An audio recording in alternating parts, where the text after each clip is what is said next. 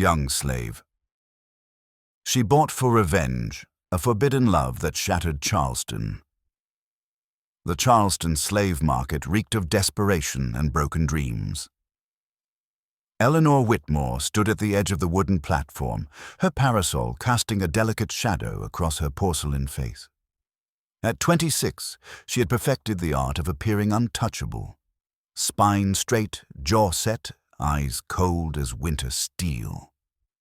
The August heat of 1931. Mississippi pressed against her lavender dress, but she refused to show discomfort. Weakness was a luxury she could no longer afford. Around her, plantation owners inspected their potential purchases like livestock. They squeezed arms to test muscle, examined teeth, prodded and humiliated. Eleanor had attended these auctions since childhood, following her father through rows of chained human beings as casually as one might browse a general store. She'd learned early that sentiment had no place in their world. The South ran on cotton, sugar, and the backs of those deemed less than human. But today was different. Today, she wasn't here for labor. Her eyes scanned the line of men shackled together on the platform. Most kept their heads down, resigned to whatever fate awaited them. Then she saw him, a young man, perhaps 20 years old, standing with a stillness that seemed almost defiant. His skin gleamed like polished mahogany under the brutal sun.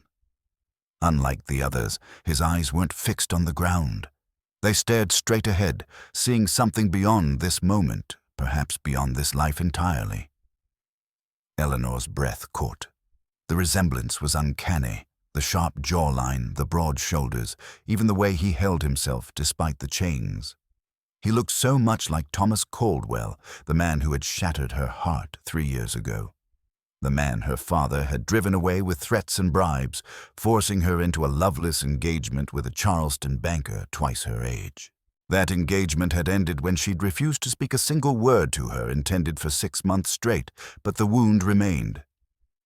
"That one," she said, pointing with a gloved finger. The auctioneer, a portly man with tobacco-stained teeth, grinned. "Ah, Miss Whitmore, excellent choice. Strong back, this one. Name's Samuel. 20 years old, field-trained, but he's got house servant potential. Literate too, though we're not supposed to—" "Literate?" Eleanor's voice sharpened. Teaching slaves to read was illegal, punishable by whipping or worse. A literate slave was considered dangerous, capable of forging passes, reading abolitionist literature, organizing escapes. The auctioneer lowered his voice. "Previous owner said he caught him with books. That's why he's selling.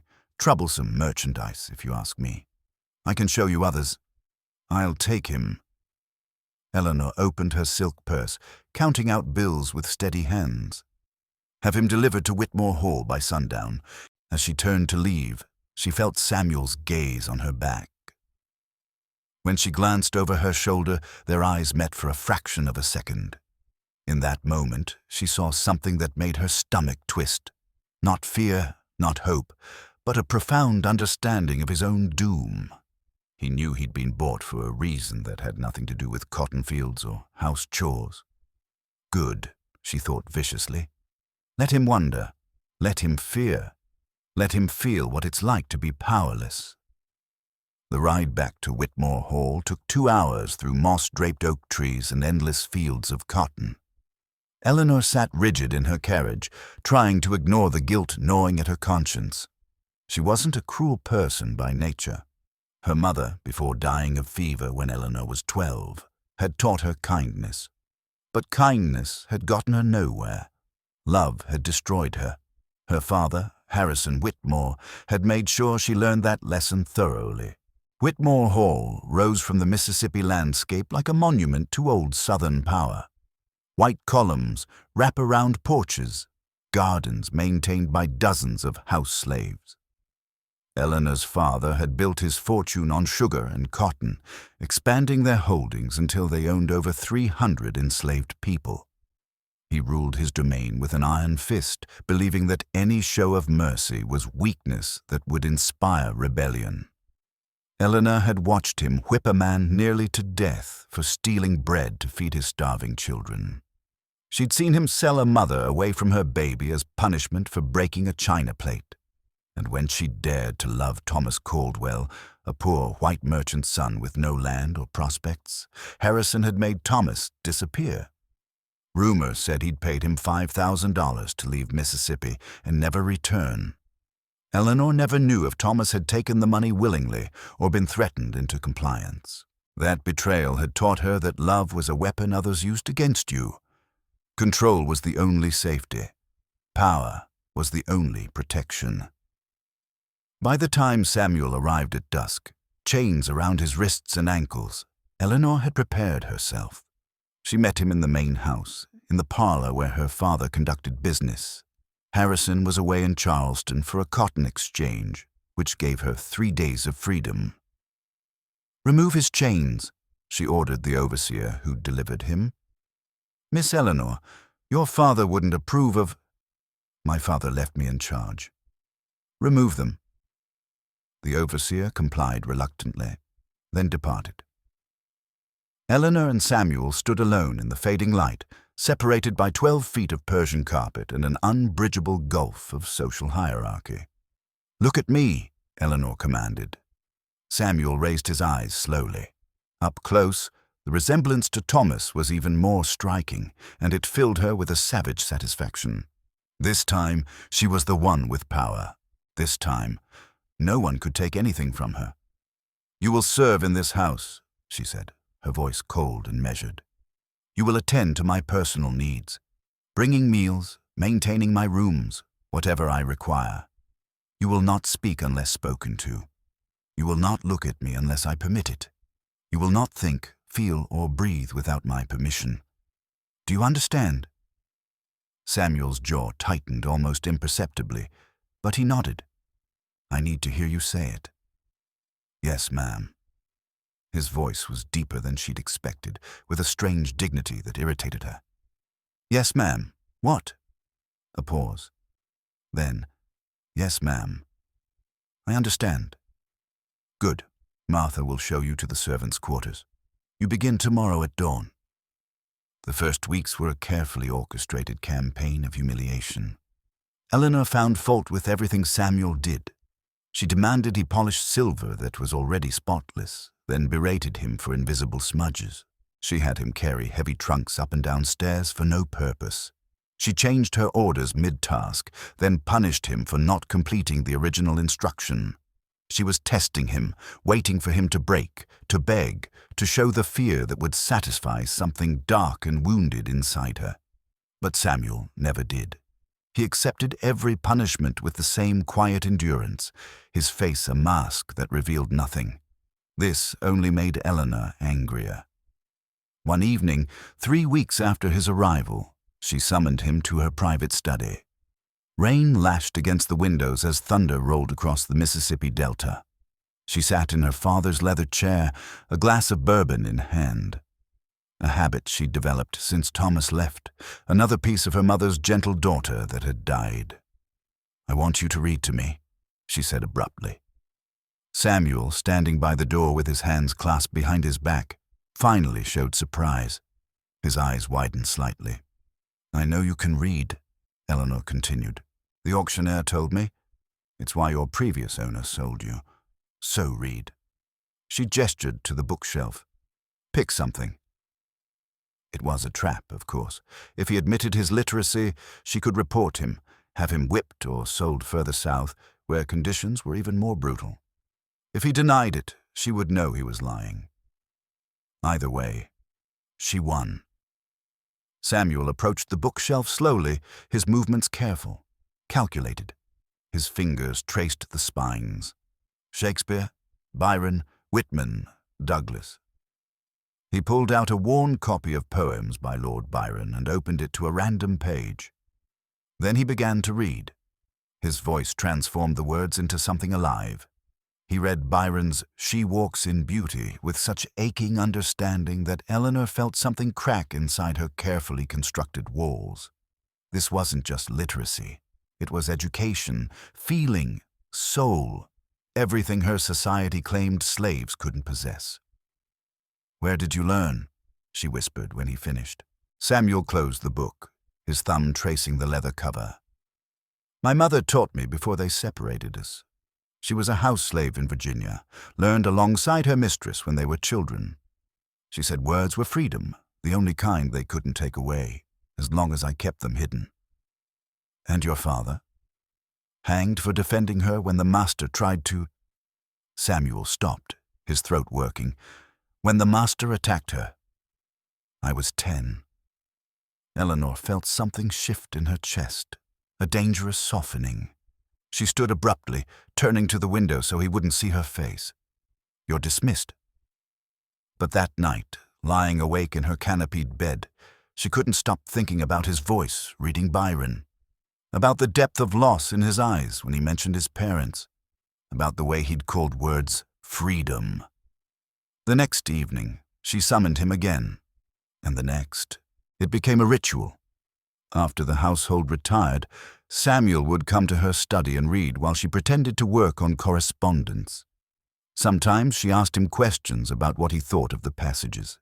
His answers revealed an intelligence that both fascinated and terrified her. One night, during a particularly violent thunderstorm, Eleanor asked, "Do you hate me?" Samuel had been reading Whitman. He closed the book slowly. "I don't have the luxury of hate, Miss Eleanor. Hate requires hope, the hope that things could be different. I gave up hope a long time ago." "That's not an answer." "You bought me to hurt someone else," he said quietly, meeting her eyes for the first time in weeks. "I understand revenge. My mother died hating the people who destroyed her. That hate ate her alive from the inside until there was nothing left but rage. So no, I don't hate you. I pity you." Eleanor stood so fast her chair toppled backward. "How dare you?" "You asked." They stared at each other across the study, the storm raging outside, something equally violent building between them. Eleanor's hand trembled as she pointed to the door. "Get out." But Samuel didn't move. "You want me to hate you because that would make this easier. If I hated you, you could keep seeing me as a thing, not a person. But I can't give you that. I won't. I could have you whipped for speaking to me this way." "Then do it." He spread his arms slightly, offering himself. "But it won't change the truth. You're as much a prisoner as I am, just in a prettier cage." Eleanor slapped him. The crack of her palm against his cheek echoed through the study. Samuel's head turned with the impact, but he didn't raise a hand to defend himself. When he looked back at her, there was no anger in his eyes, only that same deep, sorrowful understanding. That's when Eleanor began to cry. She hadn't cried since the day Thomas left. She'd locked every tear behind iron walls, refused to let her father or society see her broken. But something about Samuel's words, his refusal to play the role she'd assigned him, shattered those defenses. She sank onto the floor, her elaborate dress pooling around her, and wept for everything she'd lost. Her mother, Thomas, her own capacity for gentleness. Samuel stood frozen, clearly torn between the instinct to comfort and the knowledge that touching her could get him killed. Then slowly, carefully, he knelt beside her. He didn't touch her, just sat close enough that she could feel his presence. "My mother used to sing when she was sad," he said softly. "Said it helped the grief find its way out instead of poisoning you from inside." "I don't know any songs anymore," Eleanor whispered. "Then let me sing for you." And there, in the midnight hours while rain battered the windows, Samuel sang. His voice was rich and low, carrying melodies passed down through generations of enslaved people. Songs of sorrow and resilience, of stolen homelands and stubborn survival. Eleanor leaned against the side of the chair and listened, and for the first time in years, felt something other than anger. The shift was gradual, but inexorable. Eleanor stopped finding fault with Samuel's work. She began asking his opinion on books, on music, on the world beyond Mississippi. Their evening sessions extended later into the night. They talked about philosophy, about poetry, about whether freedom was a place or a state of mind. Eleanor learned that Samuel's mother had been born in Africa, stolen at age 12 and brought to America in chains. She learned about the scars on his back from beatings at previous plantations. She learned that he dreamed in 2 languages, English and fragments of his mother's native tongue she'd taught him before she died. In return, Eleanor found herself sharing truths she'd never spoken aloud, about her mother's death and her father's emotional brutality, about Thomas and the way loving him had made her vulnerable, about the suffocating weight of being a Southern woman, expected to be decorative and obedient, denied education or agency. "We're both owned," Samuel observed one night, "just in different ways." "Don't," Eleanor said sharply.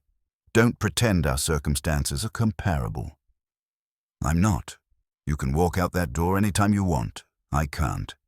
But pretending you're free just because your chains are made of silk doesn't make them less real." These conversations were dangerous. Every word, every shared confidence, every moment of genuine connection violated the fundamental rules of their society. Master and slave were not meant to see each other as human.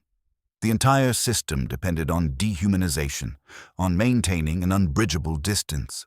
But Eleanor and Samuel were building a bridge anyway, one midnight conversation at a time. The first touch happened by accident. Eleanor had been reaching for a book on a high shelf, overbalanced on her step stool. Samuel caught her waist to steady her. The contact lasted only seconds, but it sent electricity through both of them. They froze, his hands on her waist, her hands gripping his shoulders, their faces inches apart. "I'm sorry," Samuel breathed, releasing her immediately and stepping back. But Eleanor's heart was racing. She'd felt something in that moment, something she'd sworn never to feel again. Want, need, a longing so fierce it terrified her. "Don't apologize," she whispered. The next touch was deliberate. Eleanor reached across the table where they sat reading and placed her hand over Samuel's. He looked at her with such raw emotion, hope and fear and desire all tangled together, that she nearly pulled away. But she didn't. "This is madness," he said hoarsely. "I know. If anyone finds out, I know. I could be killed. You could be—" "I know." Eleanor's voice broke. "I know all of it. I know every reason why this is impossible, but I don't care anymore. I'm so tired of being alone, Samuel, so tired of being afraid. For once in my life, I want to choose something real." Samuel turned his hand over, lacing his fingers with hers. "I've been choosing this since the first night you asked me to read. I just didn't know if you'd ever choose it too." They began stealing moments. A touch of hands when Samuel served her breakfast, whispered conversations in the garden at dawn when the other slaves were in the fields and the house staff still slept, stolen glances across crowded rooms that made Eleanor's pulse race. They both knew they were playing with fire. The laws were explicit. Interracial relationships were not just forbidden, but criminally punished. For Samuel, it meant death. For Eleanor, it meant social annihilation, institutionalization, or forced marriage to someone who would correct her moral failing. But knowing the risks didn't stop them. If anything, it made every moment more precious, more intense. One night, when Harrison Whitmore was away in Charleston negotiating a sugar contract, Eleanor went to the servants' quarters. It was reckless, insane. If anyone saw her, there would be no explaining it away, but she was beyond caring. Samuel's room was barely larger than a closet, with a thin mattress and a single candle. He stood when she entered, shock and alarm crossing his face. "Eleanor, you can't be here." "Don't call me that. My name is Eleanor, not Miss Eleanor, not Miss Whitmore, just Eleanor." She closed the distance between them. "Say my name." "Eleanor." It came out rough, reverent. "You need to go. If someone sees—" "I don't care." She was shaking, terrified, but determined. "I've spent 3 years being careful, being proper, protecting myself, and I'm still miserable. Still alone, still owned by people who see me as property. Her voice dropped to a whisper. Be with me, just tonight. Let me feel free. Samuel cupped her face with trembling hands. If I touch you, I won't be able to stop. Then don't stop. He kissed her like a drowning man finding air. Eleanor had been kissed before. Thomas had kissed her in secret meetings, fumbling and eager. But this was different. Samuel kissed her like she was precious and fragile and fierce all at once. He kissed her like the world might end tomorrow, so tonight was all they had. And it might be. It probably was. They made love in that tiny room, on that thin mattress, with only candlelight and moonlight to see by. It was beautiful and terrifying and completely forbidden. Afterward, Eleanor lay in Samuel's arms, listening to his heartbeat, and felt something she'd thought was dead inside her come back to life. Hope, I love you, she whispered against his chest. Samuel's arms tightened around her. I've loved you since you asked me to read Byron, maybe even before that. On the auction block, when you looked at me, I saw something in your eyes. Recognition. Like you saw me as human, even if you didn't want to. I bought you for revenge, Eleanor confessed, shame coloring her voice. You looked like someone who hurt me, and I wanted to hurt him back through you. I wanted to prove I could be just as cruel as everyone else. I know. Samuel stroked her hair gently. But you couldn't. That's what changed everything. They fell asleep, tangled together, knowing they were breaking every rule, courting disaster, but unable to stop. For 6 weeks, they existed in a stolen paradise. Eleanor and Samuel were careful. No public displays, no careless words where servants might hear. But in the midnight hours, they belonged to each other completely. They talked about running away to the north, about finding freedom in Canada or Mexico, about building a life where no one owned anyone. They were beautiful dreams, impossible dreams. Eleanor began teaching Samuel everything she could, not just reading, but mathematics, geography, history. Knowledge was protection, she reasoned. If they did run, he'd need every advantage. She forged a free papers certificate in her father's study, practicing his signature until she could replicate it perfectly. Samuel, in turn, taught her survival skills he'd learned from other slaves. How to navigate by stars, which plants were edible, how to move silently through forests. They were preparing for escape even as they knew how unlikely success would be. Then Eleanor missed her monthly courses. At first, she told herself it was stress, irregular timing, anything but the truth. But when a second month passed, then a third, she could no longer deny it. She was carrying Samuel's child, a child that would be born into slavery if discovered, a living embodiment of their forbidden love. She told Samuel on a cold November night. He went utterly still, his face cycling through shock, fear, and finally, a fierce protective determination. We have to run, he said. Now. Tonight. My father will hunt us. You know he will. Then we go somewhere he can't find us. Mexico, maybe. Or we try for Canada. Eleanor pressed her hands to her stomach, which showed no signs of change yet. A pregnant white woman traveling with a black man. We'll be caught before we make it out of Mississippi. The slave patrols. Then what? Samuel's voice rose. We stay here. Wait until your father notices. He'll kill me, Eleanor. And your child, our child, will be born a slave. Is that what you want? Of course not. Eleanor was crying now, terrified and desperate. But running is suicide too. They'll catch us, and they'll make an example. So we're trapped. Samuel sank onto the bed, his head in his hands.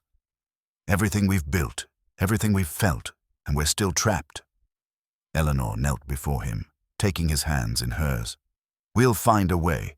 We'll leave when I'm showing less, when my father is away on business. We'll plan it perfectly, and we'll survive this. I promise. But promises meant nothing against the reality of their situation. They both knew it. Harrison Whitmore returned from Charleston a week later, in a foul mood from failed business negotiations. He noticed immediately that something had changed in his daughter. She was softer, distracted, occasionally caught smiling at nothing. He began watching her with growing suspicion. Eleanor tried to hide her condition, wearing looser dresses, avoiding her father at meals. But Harrison Whitmore hadn't built an empire by being unobservant. He noticed the way Eleanor's eyes followed Samuel, the way she invented reasons to be where Samuel was working. Small things, barely noticeable individually, but together they painted a damning picture. He began investigating. He questioned the house slaves about Eleanor's activities, offering rewards for information. Most knew better than to speak, but one new slave, desperate for favor and not understanding the household dynamics, mentioned seeing Miss Eleanor entering the servants' quarters late at night. That was all Harrison needed. On a frigid December evening, he assembled the household staff in the main hall. Eleanor, still unaware she'd been discovered, came down the stairs to find every house slave lined up along the walls, her father standing in the center with his riding crop in hand. "Eleanor," Harrison said, his voice deadly calm, "I have a question for you, and I expect a truthful answer. Have you been fornicating with your slave?" The word hit like a physical blow. Eleanor's blood turned to ice. "Father, I don't know what you... Don't lie to me." Harrison's voice cracked like thunder. "I have witnesses. I have evidence. You've been seen entering the quarters. You've been observed showing inappropriate familiarity. So I'll ask you once more. Have you been fornicating with that creature?" He pointed at Samuel, who stood frozen against the wall, his face drained of color. Eleanor's mind raced. If she denied it, Harrison would torture Samuel to extract a confession. If she admitted it, Samuel was dead. There was no winning scenario, no way to protect him. But she could try to take the blame, to paint Samuel as a victim. "It wasn't his fault," she said, her voice steady despite her terror. I forced him. I commanded him. He had no choice but to obey." "Liar!" Harrison strode forward and backhanded her across the face. Eleanor crashed to the floor, tasting blood. "You expect me to believe you forced that animal, that you commanded him to defile you?" "He never touched me willingly," Eleanor screamed from the floor. "I ordered him. I threatened him. He was following my commands as a slave must." Harrison turned to Samuel. "Is this true? Did she force you?" Samuel met Eleanor's eyes. She could see him calculating, trying to find a way out. Then he straightened his shoulders and said clearly, "No, sir. I love her. Everything we did was consensual. She bears no blame." "Samuel, no." Eleanor scrambled to her feet, but Harrison was already moving. He grabbed Samuel by the throat, slamming him against the wall. "You dare admit to raping your betters? You dare speak of love?" "I didn't rape her," Samuel gasped against Harrison's chokehold. "We love each other. We were going to run." Harrison released him only to strike him viciously across the face with the riding crop. Blood sprayed across the white walls. "Love? Slaves don't love. They don't think. They don't feel. You're property, and you've destroyed mine." Eleanor threw herself between them. "Stop. Please, Father, stop. I'm pregnant." The words echoed through the sudden silence. Harrison stepped back as if she'd struck him. Every slave in the room seemed to stop breathing.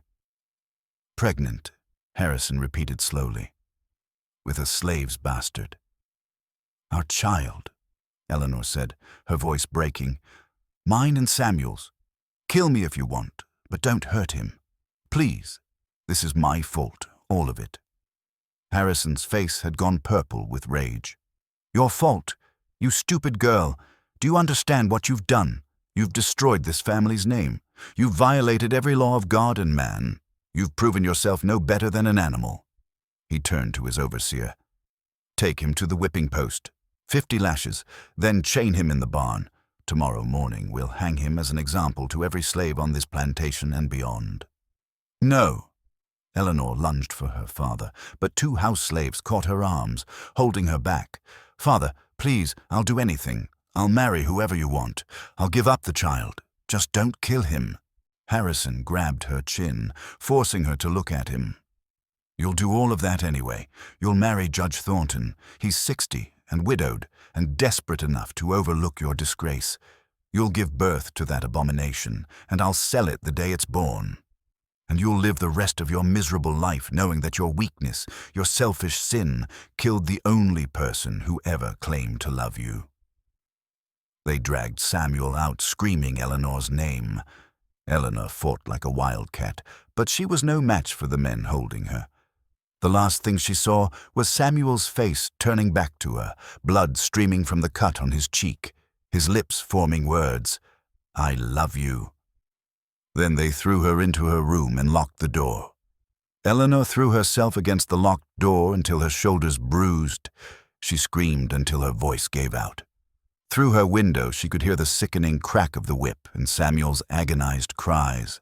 50 lashes was intended to leave a man barely alive, broken in body and spirit.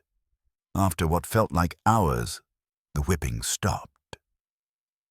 Eleanor sank to the floor, her face pressed against the wood, listening desperately for any sound that might tell her Samuel was still breathing. The plantation fell silent except for the winter wind howling through the bare trees. She tried the door again, knowing it was futile. Her father had ordered it reinforced. The windows were too high to jump from without breaking bones. She was as much a prisoner as Samuel, trapped in her gilded room while the man she loved bled in a barn, waiting for morning and the noose. Eleanor's mind spun frantically through scenarios. Could she bribe the overseer? Could she set a fire as a distraction and freeze Samuel in the chaos? Could she poison her father's wine? Every plan seemed equally impossible, but she had to try something. She couldn't just wait for dawn and Samuel's execution. Near midnight, she heard footsteps outside her door. The lock clicked. Eleanor grabbed the fireplace poker, ready to fight whoever entered. But it was Martha, the elderly house slave who'd served Eleanor's mother. "Miss Eleanor," Martha whispered, her weathered face creased with sympathy. "You have to come quick and quiet. We don't have much time." "Martha, what?" "The slaves are planning to help Samuel escape, but he won't go without you. Says he'd rather hang than leave you behind." Martha pressed a bundle of clothes into Eleanor's hands. Simple servant's garments. "Change fast. We're taking you both to the river. There's a man who runs people north, charges dear, but he's reliable." Eleanor stared at the old woman in shock. "You'd help us, but if my father finds out, he'll kill us anyway for letting this happen under our noses." Martha's voice was grim. "Several of us knew about you and Samuel. We didn't tell because we hoped, Lord forgive us, we hoped you'd run before it came to this. We should have pushed harder, should have helped sooner. This is on us too." "Martha, no time. Change, now." Eleanor shed her dress with trembling hands and pulled on the rough cotton clothes. Martha pulled her hair back severely and rubbed dirt on her face to darken her complexion. "You'll pass for mulatto in dim light. Keep your head down, don't speak. We have horses waiting in the south woods." They crept through the silent house like ghosts. Martha led Eleanor through servants' passages she'd never known existed, down to the basement and out through a storm cellar. Outside, the December night was bitterly cold. Eleanor had no coat, but fear and adrenaline kept her warm. 3 slaves waited by the barn: Daniel, the blacksmith, Ruth, a field hand, and young Thomas, barely 15. Daniel had already released Samuel from his chains and was supporting him. Even in the moonlight, Eleanor could see the devastation of the whipping. Samuel's back was raw meat, his shirt soaked with blood. He could barely stand. When he saw Eleanor, he tried to straighten. "You shouldn't, you can't." "Shut up." Eleanor ducked under his other arm, helping Daniel support his weight. "We're doing this together, or not at all." They moved through the dark plantation, sticking to shadows, avoiding the main paths. Every sound made Eleanor's heart jump. Was it a patrol? Her father? But they reached the south woods without incident. 2 horses waited, saddled and ready. "The river's 3 miles south," Daniel whispered, helping them mount. Samuel barely managed to pull himself onto the horse, his face grey with pain. "Follow it west till you reach Beaumont's Landing. There's a tavern called the Broken Wheel. Ask for Captain Marsh. Tell him Martha sends her regards. He'll take you north for $200. Eleanor had no money, no jewelry, nothing of value. She said as much, her voice desperate. Ruth pressed something into her hand, a small leather pouch. "We've been saving, coins stolen here and there over years. It's not much, but it's yours. Get free for all of us who can't." Eleanor's throat closed with emotion. These people owed her nothing. She'd participated in their oppression, benefited from their labor, yet they were risking everything to save her and Samuel. "Thank you," she whispered. "Thank you." "Go," Martha urged, "and don't come back. There's nothing here but death." They rode into the darkness, Samuel clinging to the saddle horn with what strength he had left. Eleanor led both horses, her heart hammering against her ribs. Behind them, Whitmore Hall stood silent and white in the moonlight, beautiful and terrible as a tomb. They'd made perhaps 2 miles when the alarm bell began to ring. The sound of that bell split the night like an axe through wood. Within minutes, Eleanor heard dogs baying in the distance. Her father had discovered their absence and unleashed the slave patrols. The dogs would track their scent to the river within the hour.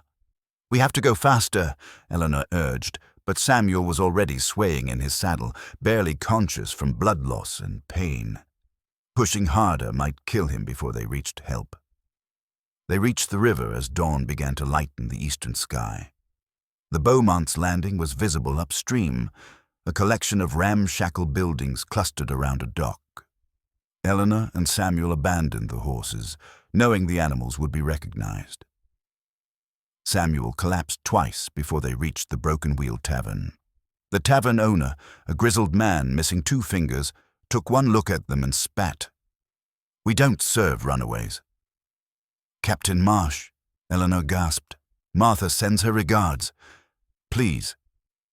The man's eyes narrowed. He looked them over. Eleanor in slave clothes, Samuel bleeding and barely standing, both of them clearly desperate. Then he jerked his head toward a back room. "In there. Fast." The back room was a storage cellar with a hidden trap door leading to an underground passage. Captain Marsh appeared minutes later, a thin black man with gray-streaked hair and sharp, intelligent eyes. "Martha's people, huh?" He assessed them quickly. "You're bleeding all over my floor, boy, and you—" He looked at Eleanor. "You're white. That complicates things considerably." "Can you help us or not?" Eleanor demanded. $200. Half now, half when we reach free territory." Eleanor emptied Ruth's pouch. $137, painstakingly saved over years. "It's all we have." Marsh hesitated, then nodded. "It'll do. But I'm only doing this because Martha's saved my life twice. We leave in 1 hour on my cargo boat. You'll be hidden in barrels, so don't be claustrophobic." That hour was the longest of Eleanor's life. She cleaned Samuel's wounds as best she could with water and clean cloth Marsh provided, but he needed real medical attention. He'd lost too much blood, and infection was almost certain. He kept fading in and out of consciousness, murmuring fevered apologies and declarations of love. "Stay with me," Eleanor whispered, pressing her forehead to his. "Please, stay with me." They heard horses outside, men shouting. Eleanor's blood froze. Through a crack in the floorboards, she saw slave patrols questioning the tavern owner, heard him deny seeing anyone matching their description. The dogs circled the building, baying furiously. "They know we're here," Samuel breathed. "Eleanor, if they catch us—" "They won't." But her hands were shaking as she held him. Marsh burst through the trap door. "Time's up. The boat's leaving now, with or without you." They ran through the underground passage, stumbling over uneven ground, Samuel leaning heavily on Eleanor and Marsh. Behind them, they heard wood splintering. The patrols had found the hidden door. Shouts echoed through the tunnel. They emerged at a private dock where Marsh's cargo boat waited, steam already rising from its stack. Marsh shoved them into 2 empty barrels that reeked of whiskey, then hammered the lids on tight. Eleanor felt the barrel being lifted, rolled, loaded onto the boat. Everything was darkness and the overwhelming smell of alcohol. The boat lurched into motion. Through the wooden slats, Eleanor heard men shouting, ordering Marsh to stop for inspection. She held her breath, certain this was the end. But Marsh was skilled at deception. She heard him arguing, claiming he was behind schedule, offering to unload the cargo for inspection. More shouting. Then, miraculously, the sound of the patrols receding. They were moving, picking up speed. Eleanor didn't dare make a sound for hours. She existed in darkness and terror, listening to Samuel's labored breathing in the barrel next to hers, praying he'd survive the journey. The baby, their baby, fluttered in her belly, a reminder of everything at stake. When Marsh finally released them, they were miles upriver, the Mississippi countryside sliding past. Eleanor emerged, gasping for air, her body cramped and aching. Samuel had to be lifted out. He'd passed out during the journey. "He needs a doctor," Eleanor said desperately. "There's a freedman doctor in Cairo, Illinois," Marsh said. "We'll be there tomorrow evening. He'll survive that long if infection doesn't set in." "And if it does?" Marsh's silence was answer enough. Samuel developed a fever that night. Eleanor stayed by his side in the cramped cargo hold, bathing his burning skin with river water, whispering prayers she'd learned from her mother. The boat churned north through increasingly cold waters, leaving Mississippi behind mile by mile. "Tell me about the future," Samuel murmured during a lucid moment, his hand finding hers in the darkness. "Tell me what happens when we're free." Eleanor swallowed tears. "We'll find a small house in Canada. You'll teach. You read so beautifully, you could teach literature. I'll plant a garden like my mother's, and our child will grow up knowing both parents, knowing love, knowing freedom." "I'd like that." Samuel's thumb traced circles on her palm. "What will we name our child?" "Hope," Eleanor said softly. "Because that's what this baby is. Proof that hope can survive anything." Samuel smiled, his eyes drifting closed. "Hope Whitmore." "Hope Freeman," Eleanor corrected. "We're both free now. We choose our own names." But freedom came at a price. By the time they reached Cairo, Samuel's fever had worsened. The freedman doctor, a compassionate man named Dr. Benjamin Knowles, examined him gravely. "The wounds are infected," Dr. Knowles told Eleanor privately. "Badly. I can try to clean them, give him medicine, but—" He hesitated. "Miss, I need you to prepare for the possibility that he won't recover." "No." Eleanor's voice was steel. "He'll recover. He has to." For 3 days, Samuel burned with fever. Eleanor never left his side, forcing water between his lips, changing his bandages, refusing to acknowledge the possibility of losing him.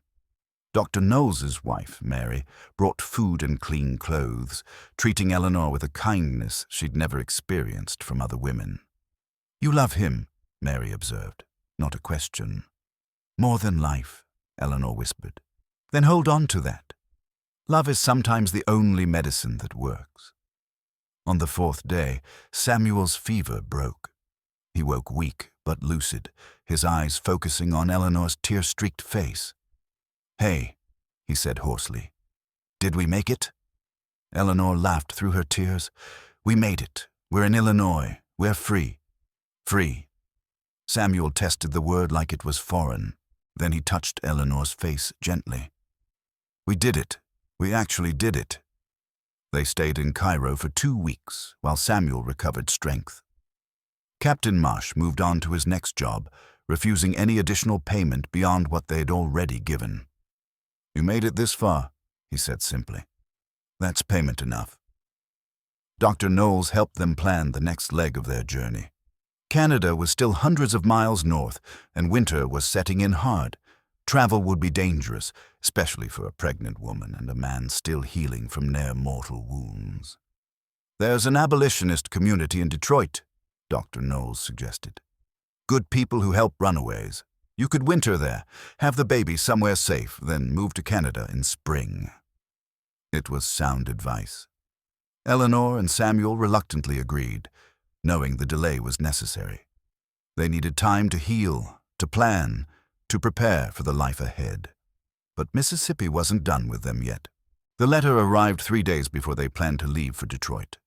It was addressed to Eleanor Whitmore, care of Dr. Benjamin Knowles. Someone had tracked them. Someone knew where they were. Eleanor opened it with shaking hands. Her father's handwriting covered the page. Eleanor, I know where you are. I know you're carrying that slave's bastard child. I could send men to drag you back, but I won't. You're dead to me. You were dead the moment you chose that animal over your family, your race, your God. But know this. I've had Samuel declared a runaway and a rapist. There are posters with his description in every town, from here to Canada.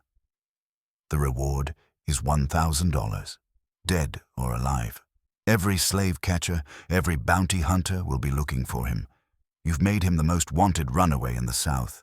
He'll never be safe, never be free. You destroyed him the moment you claimed to love him. Consider this my final act of mercy. I'm letting you live. But the slave dies, one way or another. It's only a matter of time. Your father, Harrison Whitmore. Eleanor dropped the letter as if it burned. Samuel, sitting across the room, saw her face go white. What is it? She handed him the letter silently. Watched his face as he read it. Watched hope die in his eyes. He's right, Samuel said quietly, setting the letter aside. I'll never be safe. Every town we pass through, someone could recognize me from those posters. You and the baby, you'd be safer without me. Don't. Eleanor's voice was sharp. Don't even think it. Eleanor, be reasonable. No. She crossed to him, taking his face in her hands. We've come this far. We've sacrificed everything. I'm not losing you now because my father wants to terrorize us. We'll go to Canada. We'll change your appearance, grow your hair, grow a beard. We'll claim you're a freedman from New York. We'll be careful, and we'll survive. Samuel pulled her down onto his lap, mindful of her growing belly. You're the bravest person I've ever known. I'm terrified, Eleanor admitted. Every moment of every day I'm terrified, but I'd rather live 1 year free with you than a lifetime safe without you. They left Cairo 2 days later, joining a group of abolitionists heading north. The journey was brutal. Freezing temperatures, terrible roads, the constant fear of being recognized. Eleanor's pregnancy became obvious despite her attempts to hide it. She saw the judgment in people's eyes, the questions they didn't dare ask. They reached Detroit in January 1932, nearly dead from cold and exhaustion. The abolitionist community there welcomed them cautiously. A mixed-race couple with a wanted poster out on the man.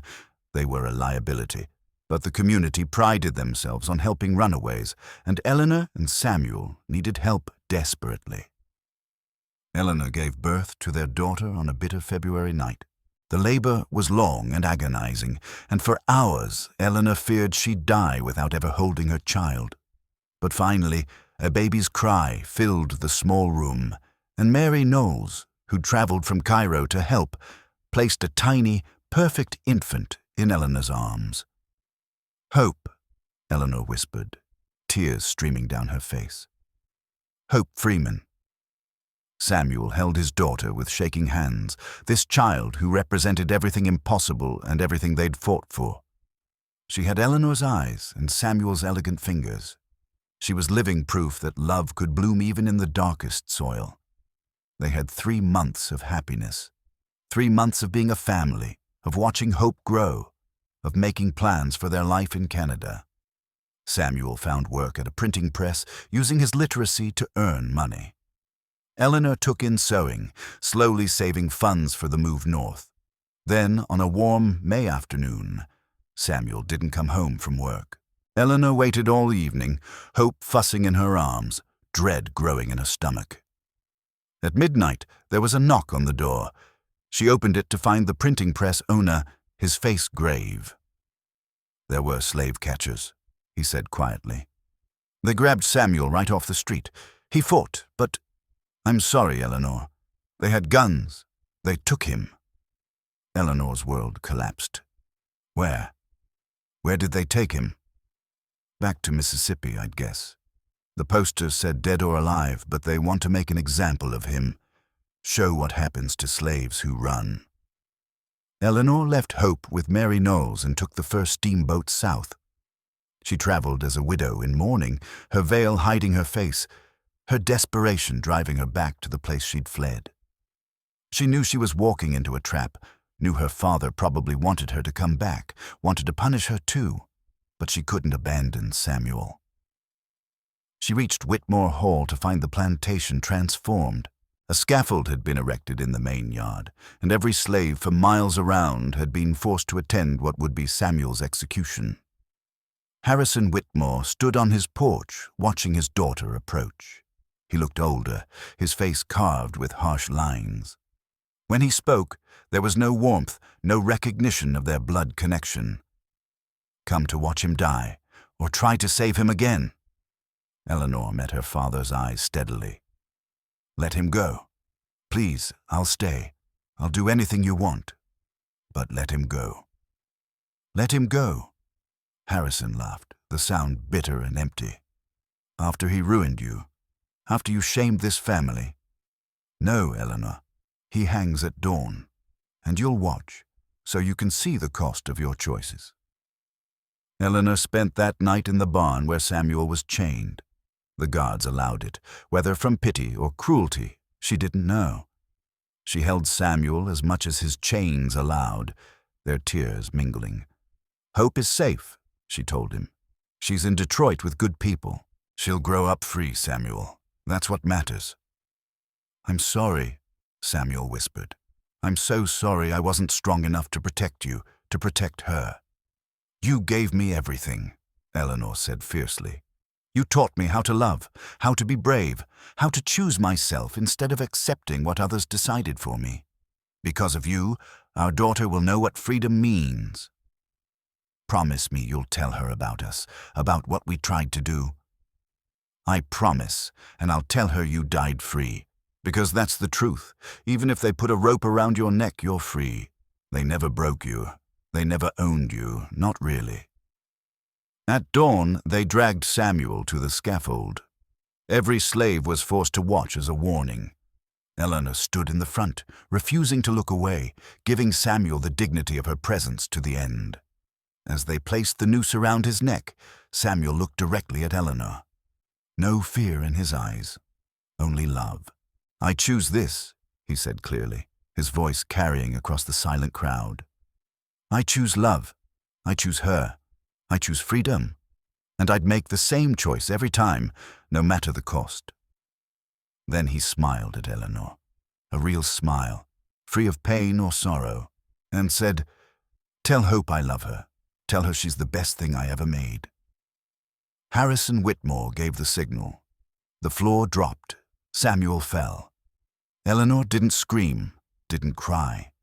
She stood perfectly still, watching the man she loved die, burning every detail into her memory so she'd never forget what they'd done to him, what her father had done. When it was over, when Samuel's body hung lifeless, Eleanor turned to her father. She spoke loud enough for everyone to hear. "You've killed him, but you haven't won. He's free now, more free than you'll ever be. And our daughter will live free too. You've lost, Father. You just don't know it yet." She walked away from Whitmore Hall and never returned. Let her father keep his plantation, his wealth, his pride. She'd take her daughter and her memories and build something he could never touch or destroy. Epilogue. 20 years later. Eleanor Freeman, she'd taken Samuel's name by choice, stood on her porch in Toronto watching her daughter play in the garden. Hope was 20 now, studying at university, brilliant and passionate about abolition work. She looked so much like Samuel, it sometimes took Eleanor's breath away.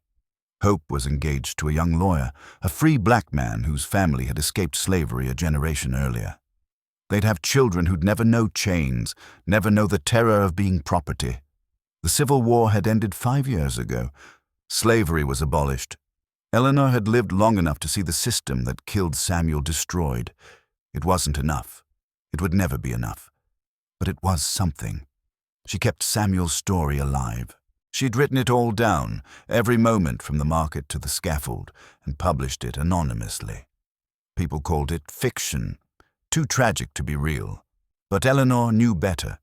She knew every word was truth, paid for in blood and love.